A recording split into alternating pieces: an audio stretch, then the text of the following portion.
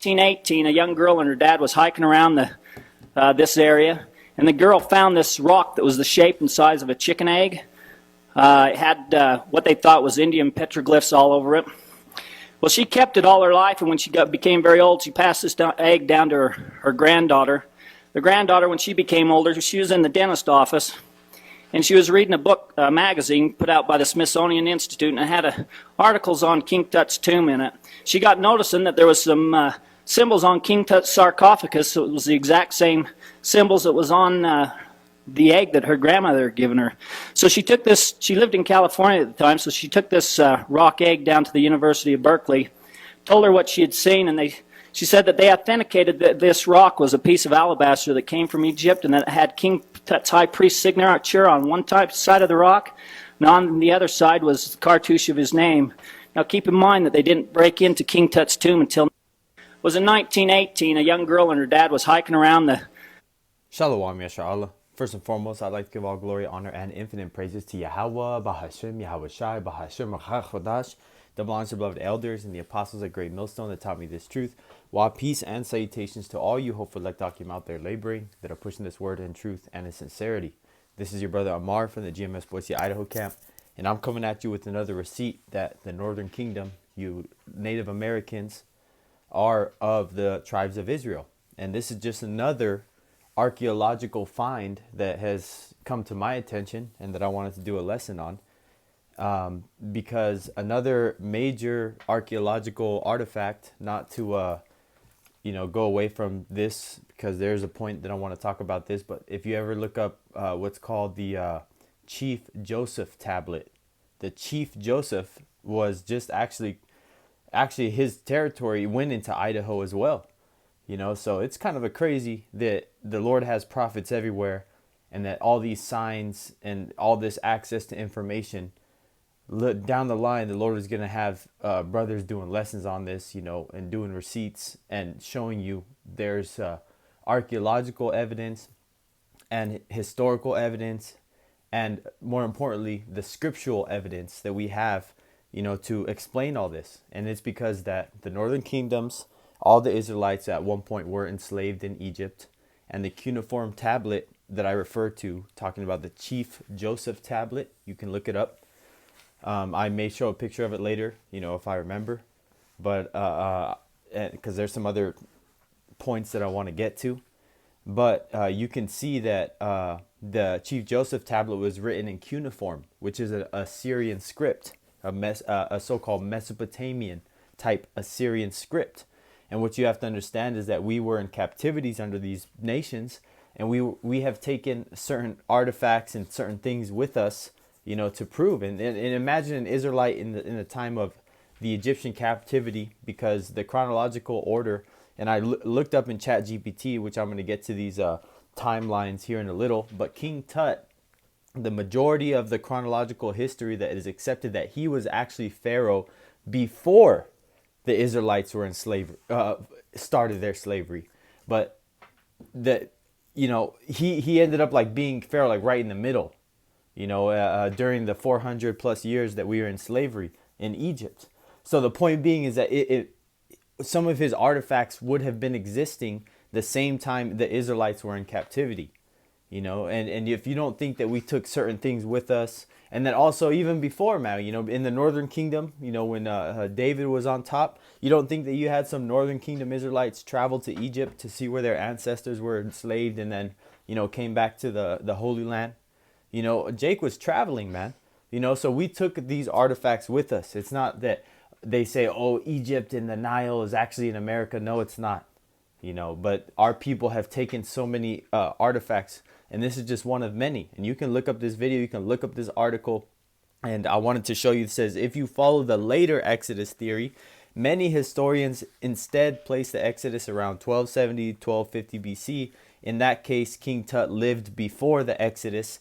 The Israelites would have been in Egypt during or after his reign, depending on the reconstruction, and we know that King Tut had different descendants too, so what it goes to show you is there's a timeline that makes sense for the Israelites to be in contact with some of these artifacts, So what I wanted to say with all that is that the scriptures talk about us leaving, and we know that we were over there in the what they say the old world, but we eventually came over here.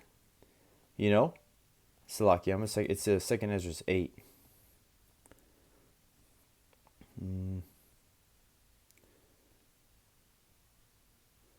Salaki, I'm tripping. Here it is. Salakia, I was right the first time. So the history of the Israelites coming over here to the Americas can be found in the Apocrypha. And this is 2nd Ezra 13 and 40.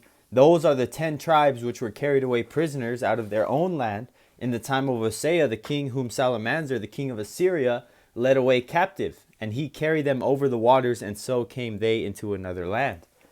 Because we left right when we were in the Assyrian captivity. The northern kingdom got captured first. And then we said at the end of the day, fuck this place. We're going to go into a land that we know where it's at. It's just far away. This is verse 41. But they took this counsel amongst themselves that they would leave the multitude of the heathen and go forth into a further country where never mankind dwelt. And that's what we call the New World over here in the Americas. That they might there keep their statutes, which they never kept in their own land. And we know that they came over here and they still didn't keep the law, statutes, and commandments. Gad was growing their hair long, having their woman's chichis out. Issachar was out here still doing human sacrifices. The Boricuas, which means the land of the brave. The Puerto Ricans out there, the Ararat, the Northern Kingdom, tribes that were in the Caribbean, down to Benjamin and Levi, out there in Levi, Salakia and Haiti, and Dominican Republic. And then you have Salakia Benjamin out there in Jamaica. So there's a lot of history, and nothing but the Bible makes sense when you can explain how these people came to be, because this land was beautiful, man. If you look into the northern kingdoms that conquered the Amazon rainforest, because they conquered the Amazon rainforest, man, there was organized roads. There was fertilized soil that was man-made fertilizer for the Amazon to be, as developed as it is. And what they have is, I know I'm going all over the place, but they have radar. It's called LiDAR, that can show 3D scans of the Amazon, showing intricate roads and pyramids and ziggurats that modern technology can't even get you to, without a great deal of danger. Not to mention all the different creepy crawlies and animals and thick vegetation that's over there. Everything wants to eat you in the Amazon, and Jake conquered it. Hey, man, that's why the Lord had to bring a supernatural ability to Esau, an insatiable bloodthirst for him to go to a land and unalive everybody, man. And this man being a walking disease, to where his germ warfare unalived Jake throughout the Amazon, and he didn't even have to go and raid a village. Just one person was in contact with another village, and they brought that sickness to the next village, and soon enough, all the Amazon is empty of the northern kingdom that was there, for the most part. This is verse 42, that they might there keep their statutes, which they never kept in their own land. Verse 43, and they entered into Euphrates by the narrow passage of the river. And this is the opening or the inlet that leads to the Atlantic Ocean. Not the Atlantic Ocean, Salakia. Let's throw up a map. The Persian Gulf.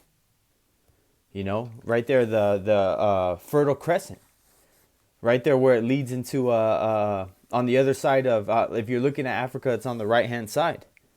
This is verse, here, I'm just going to go to it.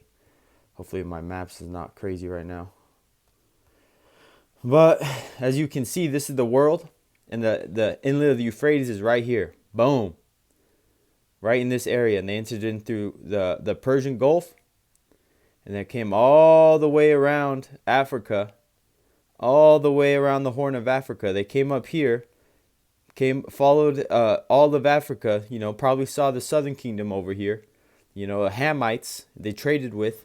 And then they came all the way over here to the Americas. Boom. And then they hit this part. Certain tribes got off on this bus stop.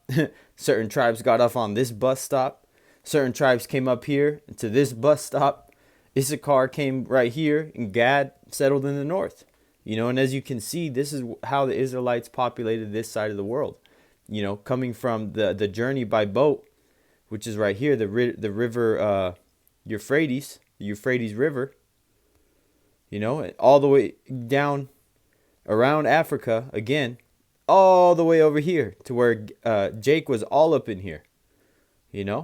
So as you can see, this lines up with prophecy because it says a year and a half, but this is continuing 2nd Ezra 13 and 44. For the Most High then showed signs for them and held still the flood till they were passed over.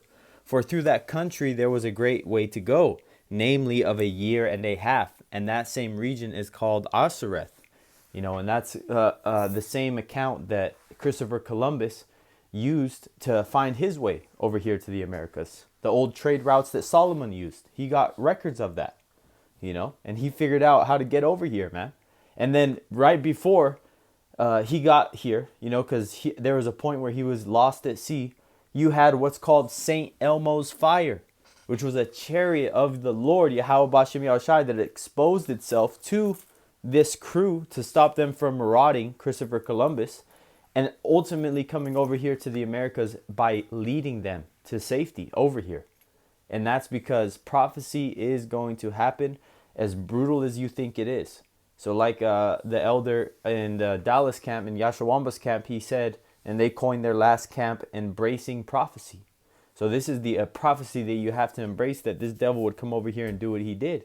And the rest is history, because, hey man, we know what happened starting in 1492 when this devil came over here. It was nothing but rape, rob, burning, pillaging, taking, stealing, polluting, extincting. That's even a word. Extinction level event this man did when he came over here. So not to rant too much, but right before I go, I wanted to show you a picture of the Chief Joseph tablets. Chief Joseph tablet. And we have an image of this at our camp, but this is the Chief Joseph tablet, which is a 4,000-year-old receipt for sheep. Again, that's what this is for. It's a sacrificial receipt for an animal that one of our ancestors brought that was handed down all the way to where Chief Joseph had it. And if you know anything about this symbol right here, now I'm going into it. I'm giving you some gold nuggets. So if you come across this video, man, take notes for real. But you see this image right here on his bag? Well, I'm going to show you something else. The rabbit hole gets deeper. Assyrian sun symbol. Right here. This is the Assyrian sun symbol. Tell me I ain't making this up, man. Come on, man. Call halal Yahweh Bashem Yahushai. See this symbol? This is called the Assyrian sun symbol. Okay, now let's go back to that picture. What does that look like? What does that look like? Here, there's another picture of it. Right here. Boom, the Assyrian sun disk. Because they were sun worshippers. And we took part of that with us.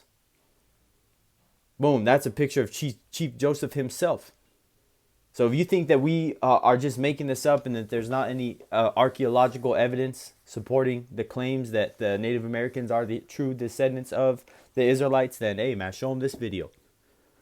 So hey man, there's a lot of information out there, but like I said, screenshot this, take notes, and Lord willing that this lesson was edifying unto the elect. Till next time, I would like to give all glory, honor, and infinite praises to Yahweh, Bahashem Yahweh Shai, Bahashem Chadash, and double honors to beloved elders and the apostles of Great Millstone that taught me this truth.